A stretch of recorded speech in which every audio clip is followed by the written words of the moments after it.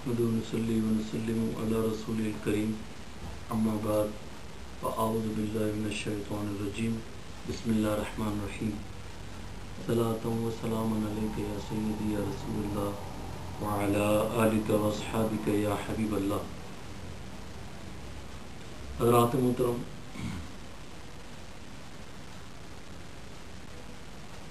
سب تعریف اللہ تعالیٰ کے لیے، لاکھوں کروڑوں درود و سلام ہو سرکار دو عالم صلی اللہ تعالیٰ علیہ وسلم کے لیے اور آپ کے اصحاب، آل، ازواج، تابعین، تابع تابعین، قوس، کتب، اقدار، اولیاء، علماء، امتی۔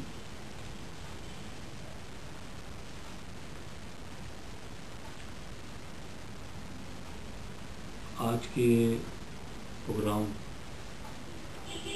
اسی حوالے سے کہ اعلیٰ حضرت علیہ رحمہ کے اوپر اعتراضات کا ایک ایسا سلسلہ ہے کہ جھوٹ، بہتان اور دھوکہ، فریب کے ذریعے اپنے دل کی بڑاس نکالی جائے یا ان کو کوس میں دے کر ٹھنڈک پہنچائی جا رہی ہے۔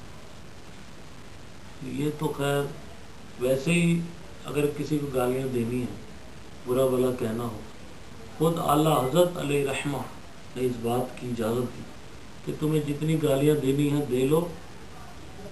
دیکھا حضرت یہ اتنی گالیاں دیں گے، فرمایا یہی تو میں کہہ رہا ہوں کہ جتنی دیر گالی دیں گے میرے آقا صلی اللہ علیہ وسلم کو تو کچھ نہیں کہیں گے۔ لہذا اب یہ جو بھی بات لاتے ہیں اس کے پیچھے ان کا اپنا کوئی نہ کوئی کہانی ہے، اپنی کوئی گستاخی، بے ادبی، عبارت کو چھپانا مقصد ہے۔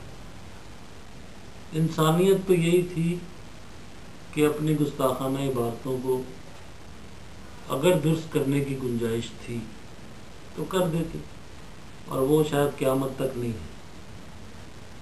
لہذا اب انہوں نے سوچا کہ جھوٹ بولو، الزام لگاؤ، بہتان لگاؤ، کچھ بھی کرو، حتیٰ کہ بےہودگی اور بے شرمی، بالکل ایسا لگ رہا ہے کہ کپڑے وغیرہ پہ پارے ہو گئے۔ وہ باتیں جو فقہ احناف میں، خود دیوبندی فقہ میں احناف کے حوالے سے انہوں نے کتابوں میں لکھا ہے، ان میں دیوبند نے بھی لکھا ہے، یہ بھی نہیں سوچ رہا ہے کہ جب یہ باتیں دنیا کو پتہ چلے گا کہ فتاوی رضویہ کے مسئلے میں تو حوالے ہی حوالے ہیں حنفیوں کے، تو جب اس کا تم کوئی حوالہ دے کے مذاق اڑاؤ گے، گالیاں دو گے، بےہودگی، بے پردگی، اور یہ بھی نہیں پتا کہ جو مسائل ماں بہنوں کے سامنے بیان کرنے کے نہیں ہیں، لیڈیز کے سامنے بیان کرنے کے نہیں ہیں، یا ممبر پہ بیٹھ کے بیان کرنے کے نہیں ہیں، وہ تم انٹرنیٹ پر دے دو۔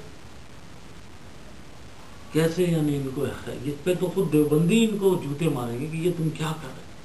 اور پھر چلو جو مسئلہ جس کا مذاق اڑایا وہ نماز میں اور جو ہے شرمگاہ کے حوالے سے، ہمیں تو یہ ہوتا ہے کہ نہیں، آدمی بات وہ کرے، اشارہ دے دے، اشارتاً بھی کوئی بات کر کے پھر بتائے کہ اعلیٰ حضرت رحمۃ اللہ تعالیٰ علیہ نے مسئلہ غلط لکھا ہے، لاؤ صحیح مسئلہ تم بتاؤ اور دلائل لاؤ، اور یہ حالت کا مسئلہ غلط، ہم اس کو کتاب سے نکال دیتے، اگر غلط ہے ہم نکال دیں گے، ہم شریعت کے خلاف کیوں جائیں گے، ہم حنفیت کے خلاف کیوں جائیں گے؟ تمہاری طرح تھوڑی حنفی ہوتے ہوئے غیر مقلد ہو، حنفی ہوتے ہوئے وہابی ہوں، حنفی ہوتے ہوئے کتنے مسئلے انشاءاللہ آگے بیان کریں گے کہ کتنے مسائل میں حنفی ہوتے ہوئے غیر مقلدوں کے ساتھ، یعنی چلو اگر شافعی یا حنبلی یا مالکی فقہ کی کوئی بات ضرورت کے تحت، لیکن تم تو بالکل ہی ان کی طرف چلے گا جو مقلدوں کو مشرک کہتے ہیں، اب وہابیوں کے ساتھ دیتے، وہابیوں کی طرف چلے جاتے کسی وقت بھی۔ یہ اسماعیل دہلوی کو دیکھ لو، وہابی بھی اس کو اپنا امام مانتے، دیوبندی بھی اس کو اپنا امام مانتے، پتہ نہیں آدھا یہ دیوبندی ہے آدھا وہابی ہے. غیر مقلد پکا، اسماعیل دہلوی پکا غیر مقلد. امام دیوبندیوں کا کیسے ہو گیا بھائی؟ وہابیوں کا تو تھوڑی دیر سمجھ میں آتا ہے، غیر مقلد ہے، رفع دین بھی کرتا ہے، اور اس طرح کے جو وہابیوں میں نشانیاں وہ تو ساری اسماعیل دہلوی میں. اگر دیوبندی اس کو اپنا امام مانتے، یہ بڑی حیرت کی بات. اس پہ تو انشاءاللہ تعالیٰ ایسا گفتگو کریں گے کہ قیامت تک یاد رکھیں گے.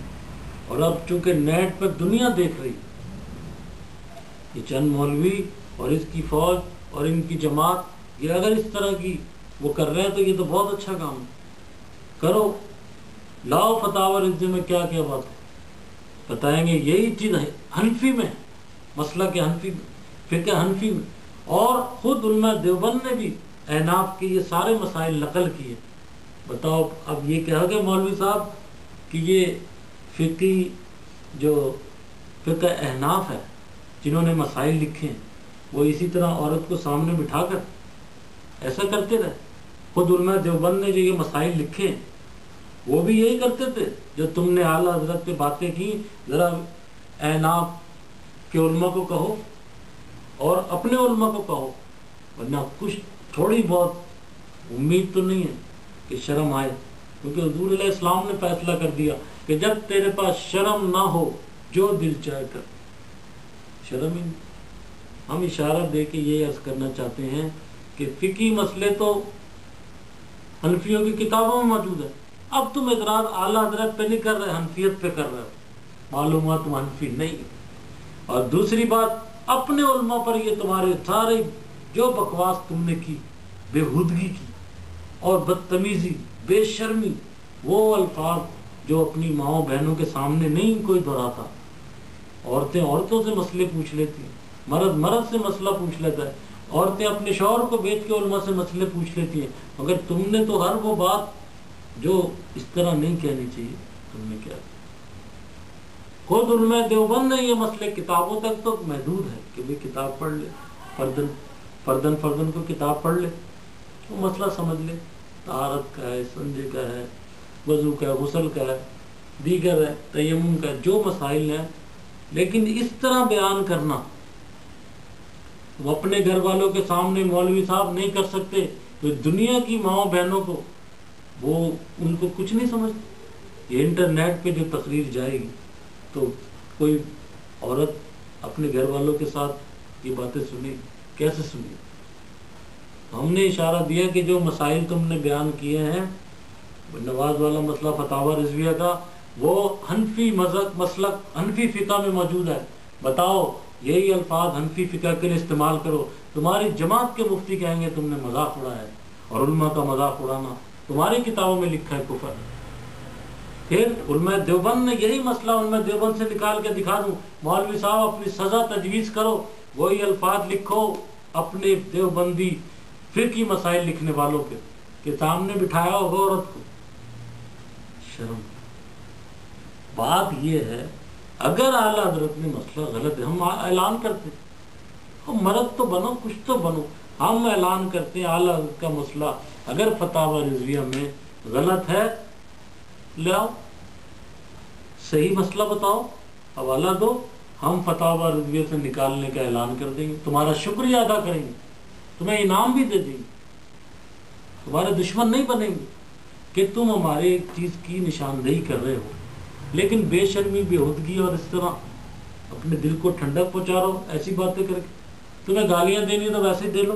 اس کی اعلیٰ حضرت نے اجازت دی کہ جتنی دیر تم احمد رضا کو گالی دو گے میرے آقا صلی اللہ علیہ وسلم کو تو کچھ نہیں کہو، اور میں اپنے آقا کے لیے ڈھال بن جاؤں، زندگی کا مقصد پورا ہو.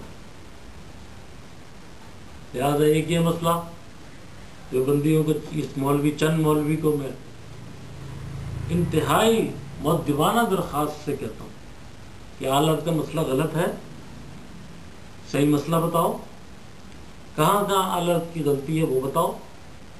اور اگر یہی فتویٰ فقہ احناف کی 400 سال پہلے کتاب میں سے نکال کے دکھا دیں تو آپ وہ الفاظ ان کے لیے استعمال کریں گے، نہیں تو کیوں.